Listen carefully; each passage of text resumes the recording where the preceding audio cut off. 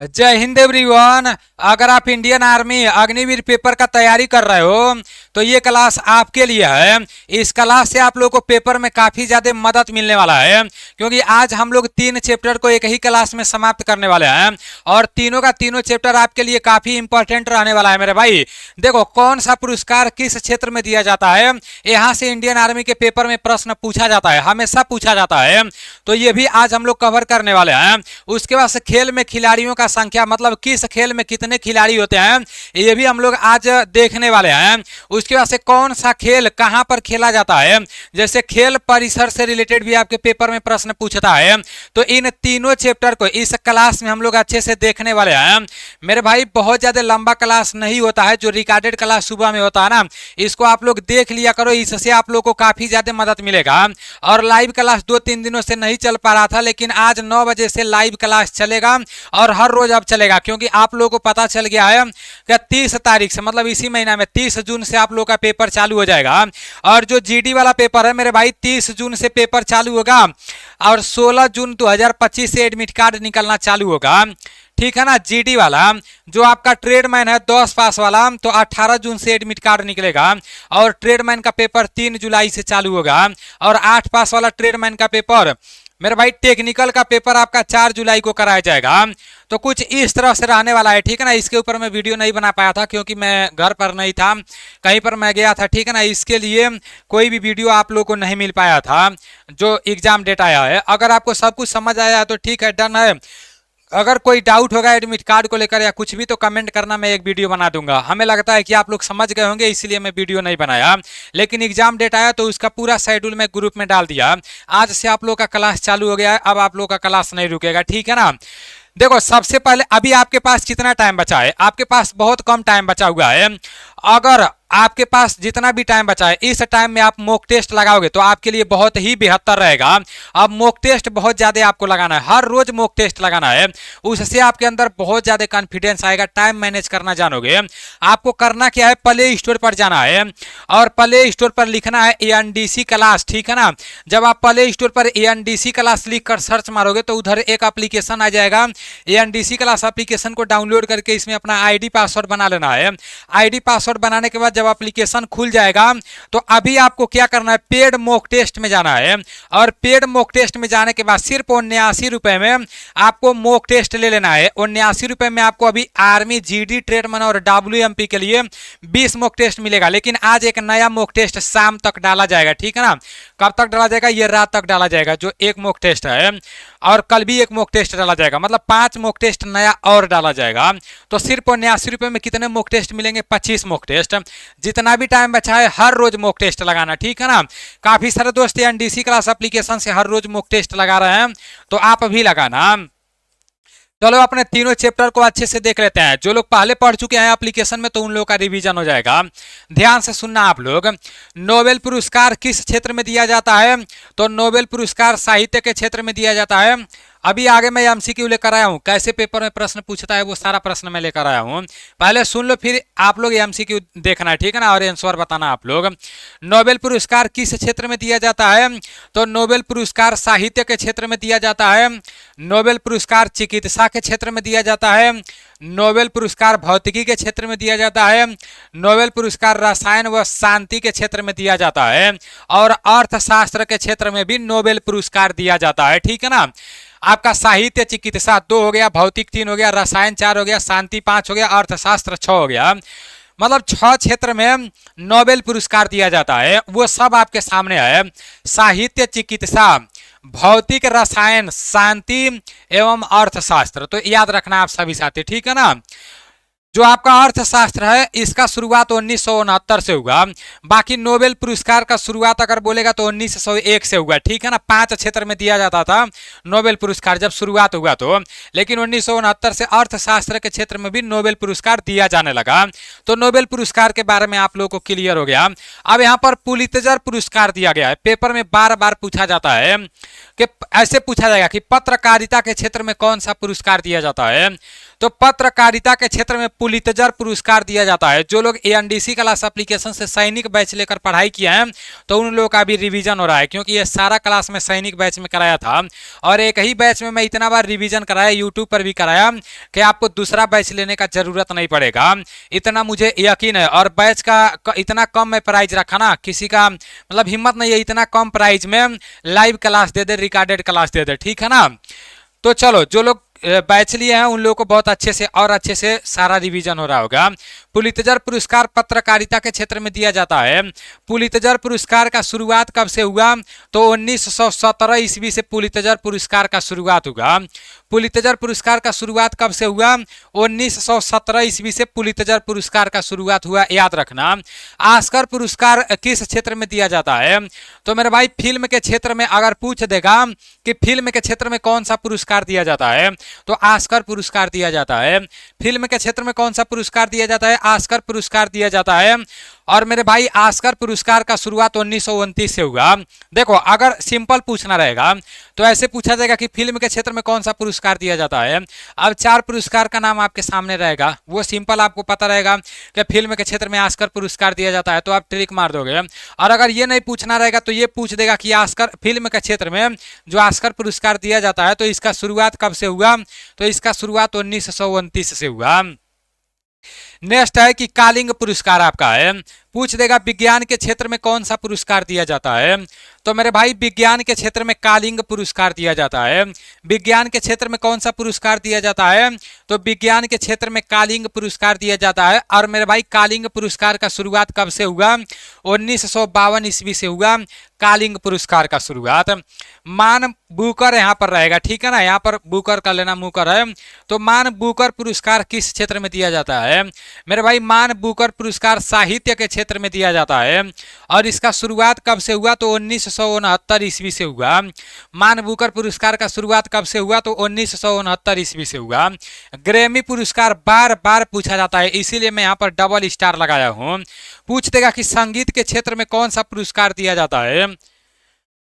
तो मेरे भाई संगीत के क्षेत्र में ग्रैमी पुरस्कार दिया जाता है। और ग्रैमी पुरस्कार का शुरुआत 1958 से हुआ। नेक्स्ट है भारत रत्न। तो भारत रत्न किस किस क्षेत्र में दिया जाता है? मेरे भाई कला के क्षेत्र में, साहित्य के क्षेत्र में, विज्ञान के क्षेत्र में, विशिष्ट सेवा तथा जन सेवा के क्षेत्र में ये आपका क्या दिया जाता है? भारत रत्न दिया जाता है। तो ये आपको पता चल गया, कला के क्षेत्र में, साहित्य के क्षेत्र में, विज्ञान के क्षेत्र में, विशिष्ट सेवा तथा जन सेवा के क्षेत्र में कौन सा पुरस्कार दिया जाता है? भारत रत्न दिया जाता है। याद रखना आप सभी साथी, ठीक है ना। और कुछ और पुरस्कार है, इसको भी आप लोग देख लो। जितना भी इंपॉर्टेंट पुरस्कार है सारा मैं करा दे रहा हूं। अब देखो, इतना ही कंटेंट से आपके पेपर में प्रश्न पूछेगा, आप देख लेना, ठीक है ना। और जो भी प्रश्न पूछेगा मैं यहाँ पर यूट्यूब पर भी लाऊंगा। यहाँ पर बोला गया है दादा साहेब फाल्के पुरस्कार है, तो ये भी आपका फिल्म के क्षेत्र में दिया जाता है। ऑस्कर पुरस्कार भी फिल्म के क्षेत्र में दिया जाता है। मेरे भाई जो दादा साहेब फाल्के पुरस्कार है 1969 से शुरू हुआ, याद रखना। नेक्स्ट है ज्ञानपीठ पुरस्कार, तो बोल देगा साहित्य के क्षेत्र में। ऑप्शन के हिसाब से आप लोगों को चलना है, ठीक है ना। वैसे तो साहित्य के क्षेत्र में सरस्वती सम्मान भी दिया जाता है और ज्ञानपीठ पुरस्कार भी दिया जाता है साहित्य के क्षेत्र में, याद रखना आप सभी साथी। साहित्य का क्षेत्र में ज्ञानपीठ पुरस्कार दिया जाता है, इसका शुरुआत 1965 से हुआ। रमन मैगसेसे पुरस्कार सरकारी सेवा, जन सेवा पुरस्कार पत्रकारिता, साहित्य, संचार, अंतर्राष्ट्रीय समझ के क्षेत्र में 1958 से रमन मैगसेसे पुरस्कार दिया जाता है। आपका सरस्वती सम्मान दिया है, तो साहित्य के क्षेत्र में ऑप्शन के हिसाब से चलना है, ठीक है ना। सरस्वती सम्मान दिया जाता है। वाचस्पति पुरस्कार संस्कृत साहित्य में उत्कृष्ट योगदान के लिए दिया जाता है। ध्यानचंद पुरस्कार, याद रखना। खेलों में जीवन भर की उपलब्धियों के लिए कौन सा पुरस्कार दिया जाता है? तो ध्यानचंद पुरस्कार दिया जाता है। खेल से रिलेटेड ध्यानचंद है, ये तो आपको पता ही होगा। द्रोणाचार्य पुरस्कार खेल के प्रशिक्षण के क्षेत्र में दिया जाता है और द्रोणाचार्य पुरस्कार का शुरुआत 1958 से हुआ।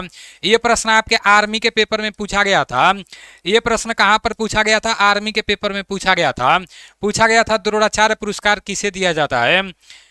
तो कुछ लोग खेल के क्षेत्र में करके आए थे और कुछ लोग खेल के प्रशिक्षण के क्षेत्र में करके आए थे, खेल के कोच के क्षेत्र में करके आए थे। तो जो लोग कोच पर ट्रिक किए थे तो उन लोगों का सही था। आपको भी जब ऐसे देखो, अगले बार पूछा गया था कि द्रोणाचार्य पुरस्कार किस क्षेत्र में दिया जाता है, तो खेल के क्षेत्र में पूछ देगा। द्रोणाचार्य पुरस्कार का शुरुआत कब हुआ, तो 1958 से हुआ। याद रखना आप सभी साथी, इतना पुरस्कार है, ये भी देख लो। फिर हम लोग एमसीक्यू देखेंगे, फिर खेल में खिलाड़ियों की संख्या को देखेंगे। अर्जुन पुरस्कार किस क्षेत्र में दिया जाता है, तो ये आपका खेल के क्षेत्र में दिया जाता है। मोस्ट इंपॉर्टेंट है आपके लिए, ठीक है ना। अर्जुन पुरस्कार किस क्षेत्र में दिया जाता है, तो अर्जुन पुरस्कार खेल के क्षेत्र में दिया जाता है। अर्जुन पुरस्कार का शुरुआत कब से हुआ, तो अर्जुन पुरस्कार का शुरुआत 1961 से हुआ। अर्जुन पुरस्कार खेल के क्षेत्र में दिया जाता है, इसका शुरुआत 1961 से हुआ, याद रखना। राजीव गांधी खेल रत्न पुरस्कार कब से शुरुआत हुआ, तो खेलों में सराहनीय प्रदर्शन के लिए दिया जाता है और इसका शुरुआत 1992 से हुआ। बाद में इसका नाम मेजर ध्यानचंद खेल रत्न पुरस्कार कर दिया गया, पहले मैं आपको बताया हूँ, ठीक है ना। राजीव गांधी खेल रत्न पुरस्कार का नाम बाद में क्या कर दिया गया, मेजर ध्यानचंद खेल रत्न पुरस्कार कर दिया गया। इसका शुरुआत 1992 से हुआ। बोरलाग पुरस्कार किस क्षेत्र में दिया जाता है, तो कृषि की पैदावार में उल्लेखनीय योगदान के लिए बोरलाग पुरस्कार दिया जाता है। याद रखना आप सभी साथी, ठीक है ना। जब भी कृषि आएगा तो बोरलाग पुरस्कार दिया जाता है। अभी किस क्षेत्र में कौन सा पुरस्कार दिया जाता है, हम लोग बहुत अच्छे तरीके से समझे हैं।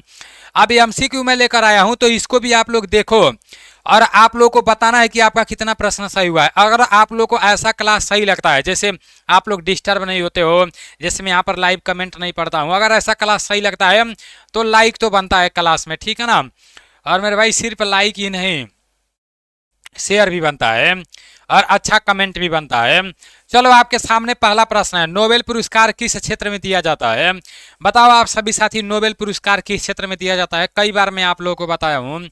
आपके सामने 4 ऑप्शंस है मेरे भाई। नोबेल पुरस्कार आपका साहित्य के क्षेत्र में भी दिया जाता है, शांति के क्षेत्र में भी दिया जाता है, भौतिकी के क्षेत्र में भी दिया जाता है, रसायन विज्ञान के क्षेत्र में भी दिया जाता है, चिकित्सा के क्षेत्र में भी दिया जाता है और अर्थशास्त्र के क्षेत्र में भी दिया जाता है। तो ऑप्शन ए हो जाएगा। मैं आपको शुरुआत में ही बताया हूँ कि जो नोबेल पुरस्कार है 6 क्षेत्र में दिया जाता है और 6 का नाम यहाँ पर है। याद रखना आप सभी साथी, ठीक है ना। जितने भी साथी ऑप्शन ए बताए हो, राइट बताए हो। नेक्स्ट है, पुलित्जर पुरस्कार किस क्षेत्र में दिया जाता है। बताओ, ऐसे प्रश्न आपके पेपर में पूछा जाता है। तो बताओ आप सभी साथी कि पुलित्जर पुरस्कार किस क्षेत्र में दिया जाता है। आप सभी साथियों को पता होना चाहिए कि पत्रकारिता के क्षेत्र में पुलित्जर पुरस्कार दिया जाता है। और मेरे भाई साहित्य, पुलित्जर पुरस्कार साहित्य और पत्रकारिता के क्षेत्र में दिया जाता है। आपका नेक्स्ट प्रश्न यहाँ पर है, ऑस्कर पुरस्कार किस क्षेत्र में दिया जाता है। तो बताओ, आपके सामने 4 ऑप्शन है। मैं आपको बताया हूँ कि ऑस्कर पुरस्कार फिल्म के क्षेत्र में दिया जाता है, जो आपका सिनेमा होता है तो उसी क्षेत्र में ऑस्कर पुरस्कार दिया जाता है। पेपर में पूछेगा ऑस्कर पुरस्कार दिया जाता है किसमें, तो फिल्म के क्षेत्र में या सिनेमा के क्षेत्र में ऑस्कर पुरस्कार दिया जाता है। आपका नेक्स्ट है, ग्रैमी पुरस्कार किस क्षेत्र में दिया जाता है। बताओ आप सभी साथी, ऐसे आपके पेपर में प्रश्न पूछा जाता है। तो मेरे भाई संगीत के क्षेत्र में जितने भी साथी बता रहे हो, राइट बता रहे हो। ग्रैमी पुरस्कार किस क्षेत्र में दिया जाता है, संगीत के क्षेत्र में दिया जाता है। आपका नेक्स्ट यहाँ पर पूछा गया, अर्जुन पुरस्कार किस क्षेत्र में दिया जाता है। मोस्ट इंपॉर्टेंट है मेरे भाई, खेल के क्षेत्र में अर्जुन पुरस्कार दिया जाता है। द्रोणाचार्य पुरस्कार अगले साल पूछा गया था, तो द्रोणाचार्य पुरस्कार खेल के जो गुरु होते हैं, जो कोच होते हैं, उनको दिया जाता है। अर्जुन पुरस्कार खेल के क्षेत्र में दिया जाता है। नेक्स्ट आपका यहाँ पर है कि दादा साहेब फाल्के पुरस्कार किस क्षेत्र में दिया जाता है। बहुत अच्छे से मैं आप लोगों को बताया हूँ, ये भी आपका फिल्म में हो जाएगा, ठीक है ना। ऑस्कर पुरस्कार अगर बोलेगा तो ये भी आपका क्या हो जाएगा मेरे भाई। अगर ऑस्कर पुरस्कार बोलेगा ना, अगर ऑस्कर पुरस्कार बोलेगा तो ये आपका हो जाएगा फिल्म के क्षेत्र में।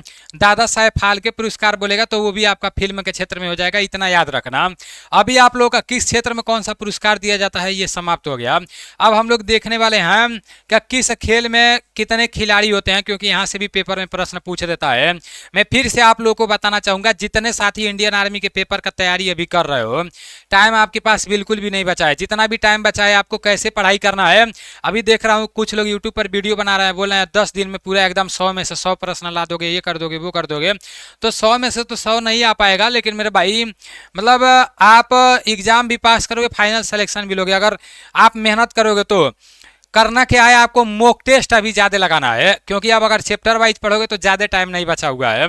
चैप्टर वाइज पढ़ना होगा तो बस रिवीजन कर लेना, 5-6 दिन में जितना भी पढ़े हो उसको रिवीजन कर लेना।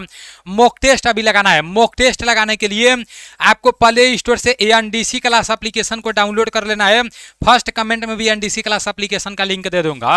एप्लीकेशन को डाउनलोड करके इसमें अपना आईडी पासवर्ड बना लेना है। फिर आपको पेड मॉक टेस्ट में जाना है और वहां पर सिर्फ 89 रुपए में आपको 20 मॉक टेस्ट मिल जाएगा, ठीक है ना। और आज से मतलब आज शाम को भी एक नया मॉक टेस्ट डाला जाएगा और 5 दिन एक नया मॉक टेस्ट आपको मिलेगा, तो उसको भी आपको लगा लेना है, ठीक है ना। जो नया मॉक टेस्ट मिलेगा तो सिर्फ 89 रुपए में एनडीसी क्लास एप्लीकेशन से कितने मॉक टेस्ट मिलेंगे, पूरे 25 मॉक टेस्ट मिलेंगे, ठीक है ना, याद रखना। तो देख लेना। अब देख लेते हैं खेल में खिलाड़ियों का संख्या, इसको भी अच्छे से समझ लो। यहाँ से भी आपके पेपर में प्रश्न पूछे जाते हैं। ये सारा मैं एप्लीकेशन में कराया हूँ लेकिन अभी रिवीजन करा रहा हूँ, इससे आप लोगों को बहुत ज़्यादा बेनिफिट मिलेगा मेरे भाई। जो आपका स्नूकर होता है इसमें 1 खिलाड़ी होते हैं। जो आपका बैडमिंटन होता है इसमें 1 या 2 खिलाड़ी होते हैं। जो आपका टेनिस या टेबल टेनिस होता है तो इसमें भी 1 या 2 खिलाड़ी होते हैं, याद रखना। स्क्रीनशॉट ले लेना। ये पूरा पीडीएफ मैं Nilesh defence career Telegram channel जो बनाए हूँ उसमें दे दूंगा। अगर आप नहीं जुड़े हो तो टेलीग्राम का लिंक डिस्क्रिप्शन में दे दूंगा, वहां से जुड़ जाना। ये पीडीएफ आपको मिल जाएगा, ठीक है ना। और जो भी पढ़ाई से रिलेटेड, आर्मी से रिलेटेड जो भी पीडीएफ रहेगा आपको मिल जाएगा। और एक बात और यहाँ पर मैं बता देना चाहता हूँ, जो एप्लीकेशन है एनडीसी क्लास, प्रीवियस ईयर वाले सेक्शन में नेवी एमआर का जो पेपर हुआ था ना, जितना भी प्रश्न पूछे गए थे सारा प्रश्न डाल दिया गया। पूरा पीडीएफ डाउनलोड भी कर सकते हो, तो देख लेना, चेक कर लेना एक बार प्रीवियस ईयर वाले सेक्शन में, ठीक है ना। आपका चेस दिया है तो चेस में आपके 2 खिलाड़ी होते हैं। बॉक्सिंग दिया है, बॉक्सिंग में आपका 2 खिलाड़ी होते हैं। पोलो दिया है, पोलो में 4 खिलाड़ी होते हैं, बार बार पूछा जाता है। अगर यहीं वाटर पोलो बोल देता तो उसमें 7 खिलाड़ी हो जाते हैं। यहाँ पर है वॉलीबॉल, तो वॉलीबॉल में कितने खिलाड़ी होते हैं, 6 खिलाड़ी होते हैं, याद रखना। वॉलीबॉल में कितने खिलाड़ी होते हैं, 6 खिलाड़ी होते हैं। वाटर पोलो में 7 खिलाड़ी होते हैं। अब यहाँ पर दिया है नेटबॉल, नेटबॉल में भी 7 खिलाड़ी होते हैं। कबड्डी में भी 7 खिलाड़ी होते हैं। फिर जिम्नास्टिक दिया है, जिम्नास्टिक में 8 खिलाड़ी होते हैं। खो खो में 9 खिलाड़ी होते हैं। बेसबॉल में 9 खिलाड़ी होते हैं। हॉकी, फुटबॉल, क्रिकेट में 11 खिलाड़ी होते हैं। रग्बी, फुटबॉल में 15 खिलाड़ी होते हैं। अब देखो खेल में खिलाड़ियों का संख्या बस इतना ही आपको पढ़ना है। अब इतना पढ़ने के लिए पता नहीं आप क्या क्या पढ़ते हो, कितना सारा कोर्स लेते हो मेरे भाई, इतना याद कर लो, खेल में खिलाड़ियों का संख्या इससे बाहर नहीं पूछा जाएगा, क्योंकि इस जो पहले पेपर हुआ ना तो इतना में से ही पूछा गया है। तो ये पूरा याद कर लेना। बस कंफ्यूजन में डालने के लिए कभी नेट बॉल दे देगा, कभी वॉलीबॉल दे देगा, कभी वाटर पोलो, तो सब लोग को पता रहता है। वॉलीबॉल में 6 खिलाड़ी होते हैं मेरे भाई। नेट बॉल में कितने होते हैं, 7 होते हैं। दोनों याद रखना आप सभी साथी। बाकी सारा आपके सामने है, तो इसको आप लोग अच्छे से याद कर लेना, ठीक है ना। रग्बी, फुटबॉल में सबसे ज़्यादा खिलाड़ी होते हैं। स्कॉटलैंड का राष्ट्रीय खेल है, तो रग्बी, फुटबॉल में कितने होते हैं, 15 खिलाड़ी होते हैं। अब खेल में खिलाड़ियों का संख्या जो भी है 5 ऑब्जेक्टिव टाइप लेकर आए हूँ, इसको भी आप लोग देख लो। उसके बाद से फिर हम लोग देखेंगे कौन सा खेल, खेल परिसर क्या है, कौन सा खेल कहाँ पर खेला जाता है। फुटबॉल टीम में कितने खिलाड़ी होते हैं बताओ आप सभी साथी। मैं आपको बहुत अच्छे से बताया हूँ मेरे भाई। चाहे फुटबॉल पूछे चाहे क्रिकेट पूछे, तो इसमें कितने खिलाड़ी होते हैं मेरे भाई, 8 खिलाड़ी 8 खिलाड़ी बोले 11 खिलाड़ी होते हैं। फुटबॉल टीम में कितने खिलाड़ी होते हैं, तो 11 खिलाड़ी होते हैं। गिनती करते जाना कितना सही हो रहा है। क्रिकेट टीम में कितने खिलाड़ी होते हैं, तो क्रिकेट में भी आपके 11 खिलाड़ी होते हैं मेरे भाई। यहाँ पर दिया है बास्केटबॉल टीम में कितने खिलाड़ी होते हैं। बास्केटबॉल टीम में कितने खिलाड़ी कोर्ट पर होते हैं, तो बास्केटबॉल का जो परिसर होता है, कोर्ट होता है, ठीक है ना। तो कितने खिलाड़ी होते हैं बताओ। देखो जो मैं बताया था कि ये कंफ्यूजन में डालने के लिए देता है। बास्केटबॉल में आपके 5 खिलाड़ी होते हैं। मैं आपको ऐसा एक ट्रिक भी बताया था, P4 बास्केटबॉल वाली ने जिम खोला, ऐसे में आप लोगों को बताया था। बास्केटबॉल वाली ने जिम खोला, ऐसे में आपको बताया था। वाली ने जिम खोली, खोला चाहे जिम खोली, जिम खोला, ऐसे में आप लोग को बताया था। ये आपका बहुत अच्छा ट्रिक है। जैसे पी से आपका पोलो हो गया,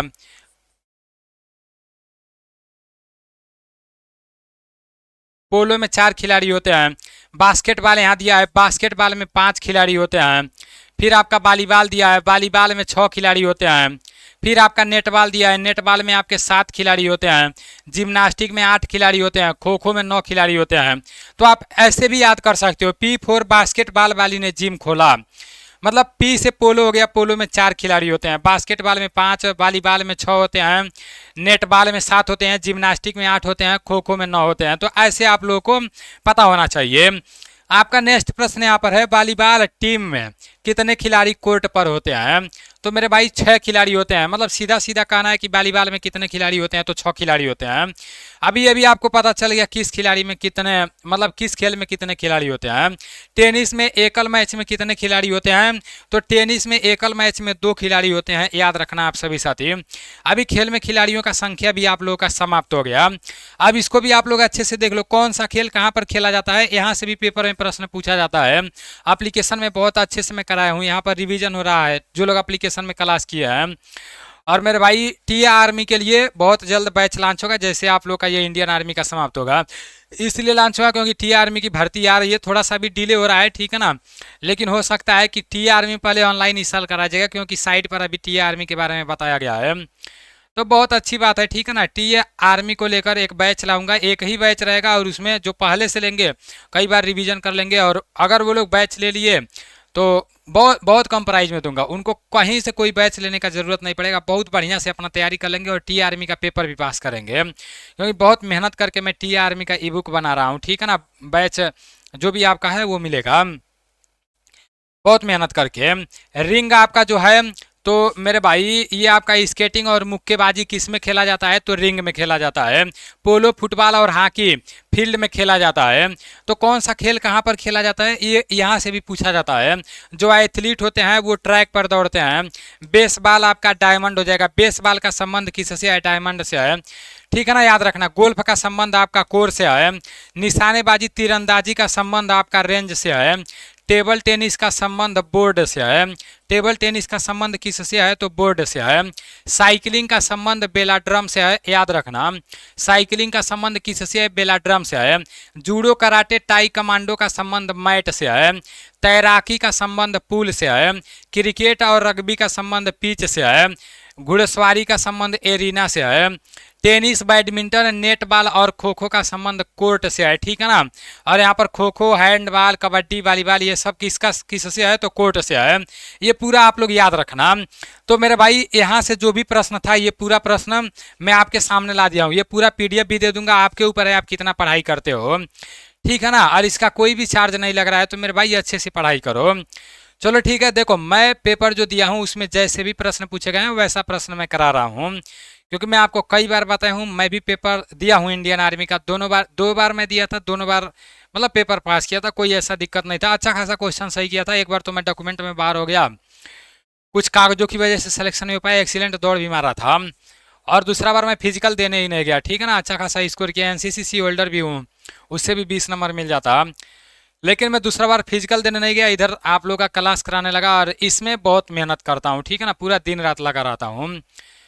तो चलो ठीक है, मिलते हैं अगले क्लास में 9 बजे। आप लोग तैयार रहना, आज क्लास चलेगा। जय हिंद।